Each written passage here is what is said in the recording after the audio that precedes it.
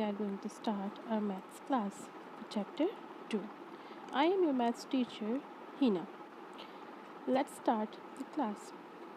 Today we are going to learn about some basic maths operation. These also known as the four fundamental operations. The four fundamental operation, also known as basic operation of maths. Let's see what are these operations.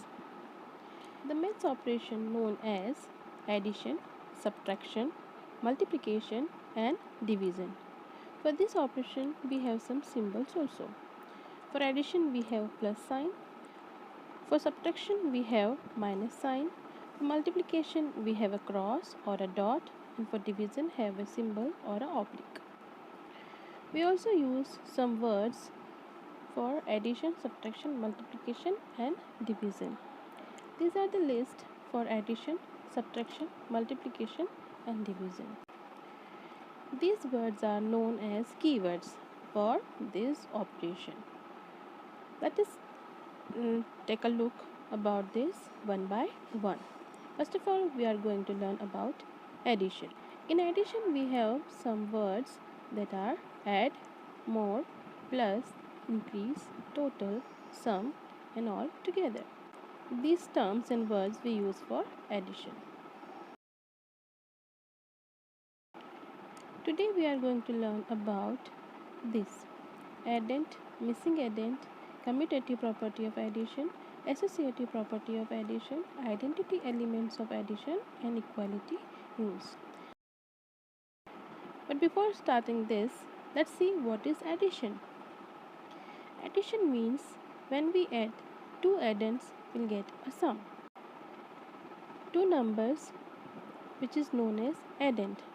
The number what we are going to add is known as addend, and when we add them we'll get an answer, and that answer is known as sum.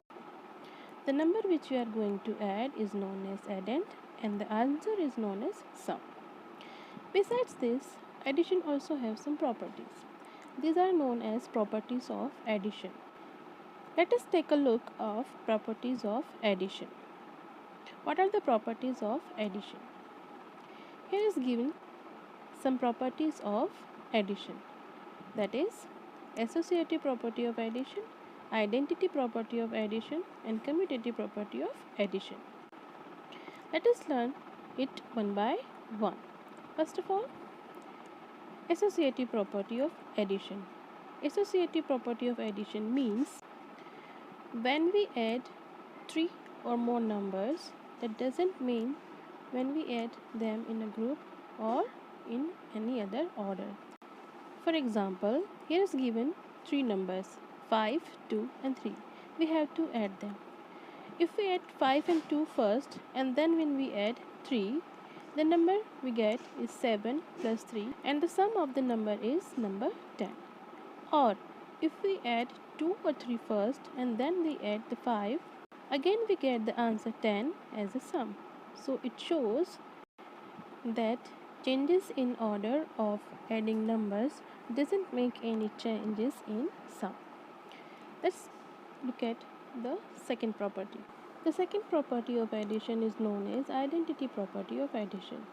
That means when we add any addend or a number to 0, we'll get answer number itself.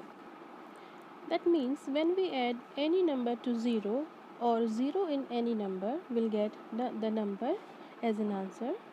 So when we add 0 in any number, it will not change the identity of the number. The third property of addition is known as the commutative property of addition. Commutative property of addition means you can change the order of addends. That means in any order you can add the digits or the number. Look at the example given below.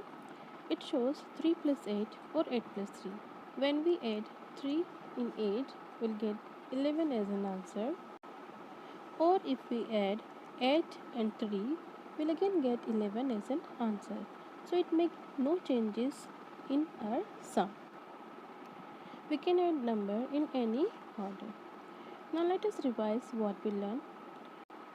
We learn about additional properties, that is commutative property of addition, associative property of addition, and identity property of addition. Commutative property of addition means we can add numbers in any order. Changing the order of the addends doesn't change the sum. Second property, associative property. We can group number in different ways.